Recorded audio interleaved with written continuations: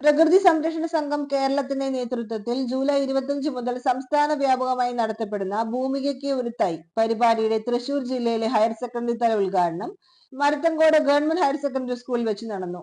തൃശൂർ ജില്ലാ പഞ്ചായത്ത് മെമ്പർ ജലീൽ ആദൂർ ഉദ്ഘാടനം നിർവഹിച്ചു.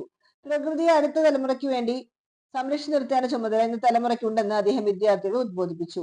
ഭൂമികയ്ക്കൊരു തൈ പദ്ധതിയുടെ ഭാഗമായുള്ള ബ്രോഷർ കൈമാറ്റവും നടന്നു. ഫിലിം ക്രിട്ടിക്സ് അവാർഡ് ജേതാവും സിനിമാ കലാ സംവിധായകനുമായ ഷബീർ അലി മുഖ്യാതിഥിയായി. സ്കൂൾ പ്രിൻസിപ്പൽ സ്മിത വി അധ്യക്ഷയായി. പ്രകൃതി സംരക്ഷണ സംഘം കേരളം സംസ്ഥാന കോർഡിനേറ്റർ ഷാജി എൻ തോമസ് ഫലവൃക്ഷ തൈകൾ കോളേജിന് കൈമാറി. പ്രകൃതി സംരക്ഷണ സംഘം തൃശൂർ ജില്ലാ കമ്മിറ്റി അംഗങ്ങളായ സജി മാത്യു, ശങ്കരനാരായണൻ, HSST മലയാളം അധ്യാപകൻ Ratheesh KS, HSST political science അധ്യാപകൻ അജിത് DD തുടങ്ങിയവർ പ്രസംഗിച്ചു.